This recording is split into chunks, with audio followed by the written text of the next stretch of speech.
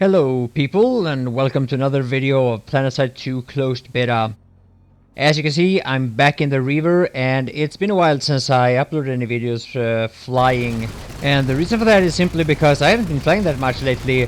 I have been focusing mostly on heavy assault, and I've also been squad leading a bit in the Consortium, which is the outfit that I joined more or less directly as I started playing this game.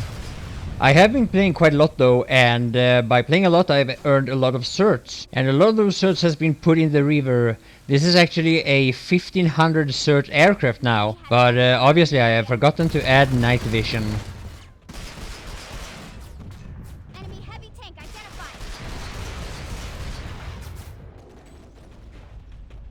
Now here you can see me readjusting my aim for the amount of drop that you have on the breaker rockets. I don't know if they've changed anything in the patches that has come out lately, but after a couple of magazines I find my aim again, and I'm taking out this, I don't know what it is, Mag Rider maybe?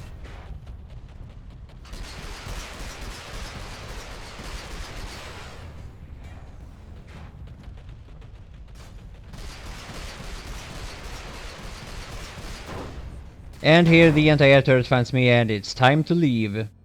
So after reloading and repairing a bit, I realized that the Vanu had taken Broken Arch Road, and I see that a couple of teammates are trying to take it back, but they have quite a bit of resistance, it seems. So I decided to lend a hand.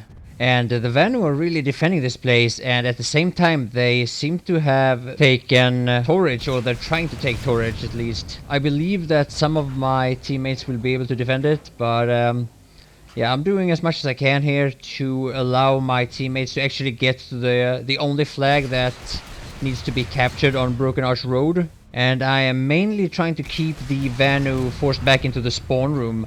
That way my teammates will be able to actually capture the point. But yeah, it took a little bit longer than I actually thought it would.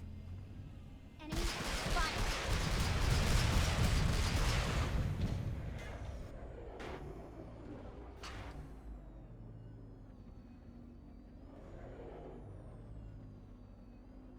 Now what you see me doing here is I'm hovering above the landing pads in order to reload my rockets.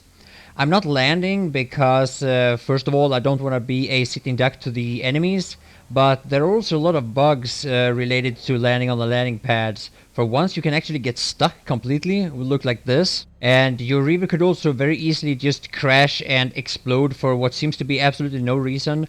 So normally it's safer to land on the ground, even though that is not bug free either. So before long my teammates were able to capture A, and now the Vanu are pretty fed up with me. Normally it takes just a couple of frags and a few minutes of flying over the same area, and you will see your opponent spawn an anti-air unit. Normally it will be a max, but sometimes also a Skyguard. Now I hit the max unit with all the 12 rockets right here, but that is not enough to kill it, so again, time to leave and fight on another place. Now shortly after I take a bit of beating from the anti-air max, and these two sights appear, and all of a sudden we have a little dogfight going.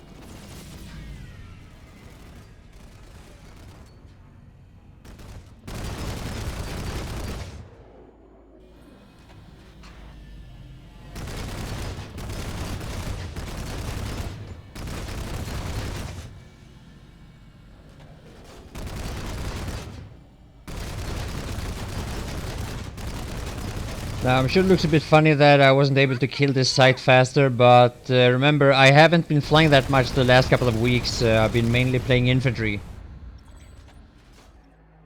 And now here's a pilot that obviously have a couple of fancy moves with his Galaxy. Now taking on a Galaxy with a Reaver all by yourself is what I would consider high risk, high reward. Now the Galaxy kill itself will give you 500 points. And that's normally all you get, because people will obviously just jump once they see the galaxies going down. You can sometimes get a pilot if you're lucky. Now here you can see that I obviously don't want to dogfight this Mosquito over Crimson Bluff Tower, being that the Terrans hold it and the galaxy just landed there. And it seems also that he has the same thoughts about fighting me over Rashnu, so no dogfight this time. But the galaxy is still at Crimson Bluff Tower, and I haven't forgotten it.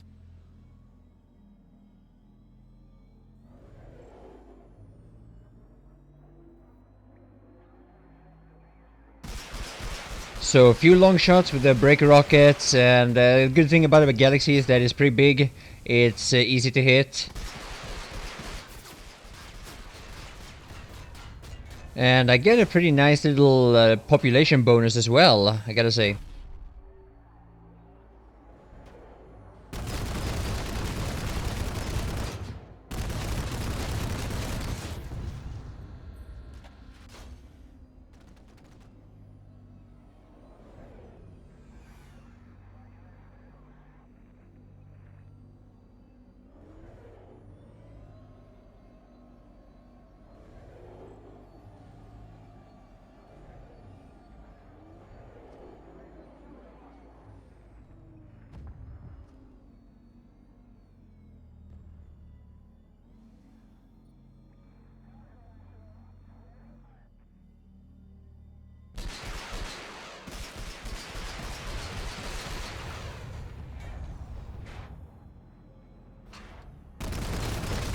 Now, next opponent here is a Liberator. I know he has at least one gunner.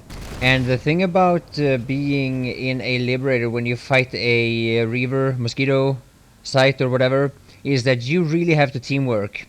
The pilot and the rear gunner has to work as a team, otherwise you will have no chance. And in this case, it is a bit so-so with that.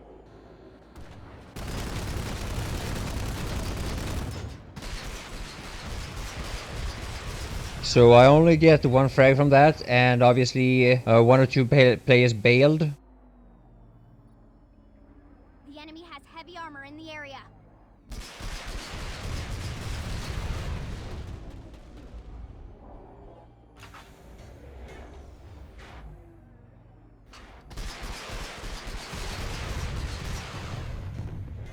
Now next up here I want to show you something that has been really annoying during the beta testing of this game. Notice I see something up there, and finally there I could see that it's actually friendlies. It has to do with the draw distance, and again, this is one of the things that they say they're going to fix, and hopefully that is true, so the sooner the better. Now here I was actually able to pick up a couple of frags at the crown, which is rather unusual. Normally the AA sees you right away and you have to go. So yeah, I guess he was just looking in another direction for a short while.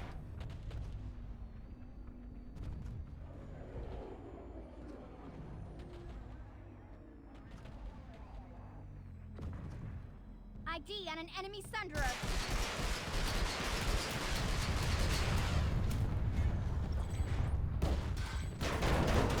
And that's my cue. Time to leave.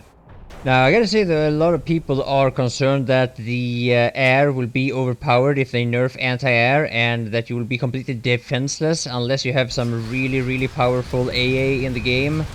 And the thing is though, a lot of people don't understand how much damage you can actually do to these Reavers, Mosquitoes and Scythes, even if you only use the default weapons of, let's say for example, a Sunderer or the gunner of a main battle tank.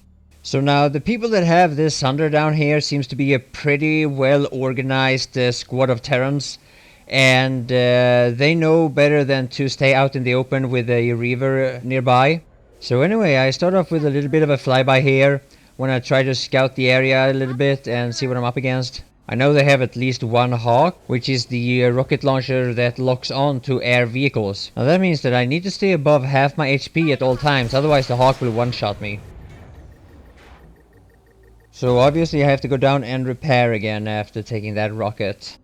Now keep in mind that the composite armor on my Reaver is fully upgraded. That means that my Reaver is as strong as it gets when it comes to taking damage. And even with these upgrades, notice how much damage I take only from a Sunderer right now. And this is during the time it takes for me to shoot all my rockets from the rocket pods. I'm already down to half my HP, even though I never took any damage from an anti-air. Now some people might think, hey, why don't you just go right above the Sunderer and shoot it from an angle that they can't shoot back? This would be a very bad idea. What an organized squad probably would do in a situation like that is that they would spawn an anti-air max, and without revealing that they actually had the anti-air max, they would wait for you to get closer, preferably straight above them, and then they would just take you down in a couple of seconds. Now, during this gameplay, this is actually what I think they are doing, but looking back at the video, I realized that it's most likely not what they did. But an unexperienced pilot would very easily fall into a trap from an experienced squad, so you need to learn to be careful if you want to be able to stay alive for more than 5 seconds in a Reaver. I'm just saying, you know.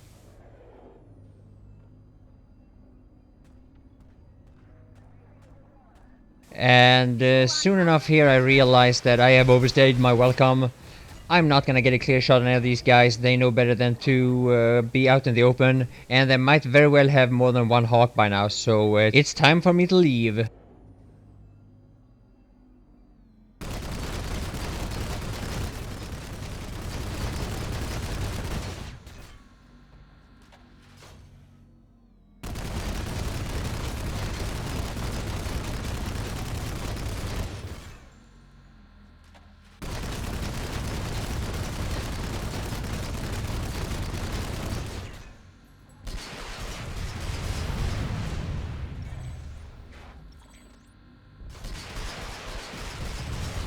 Now, this ended up being a very nice killstreak run for me. I think I was able to pick up another couple of frags after this, but one of the things I gotta say about when I fly the Reaver is that if somebody kills me when I fly, I normally don't give them credit for it, because it's usually just a camper in an anti-air unit, and they are extremely overpowered, so doesn't really require any skill or anything. But I'm gonna end this video with a really nice exception. Right after I fight off this Liberator. I don't even think I picked up the frag of this one. No, of course not. Somebody else got him. Notice up there on the right side of the crown, there is a Mag Rider. Now, I actually hit him with almost all the breaker rockets that I fire, but at the same time, he hits me back.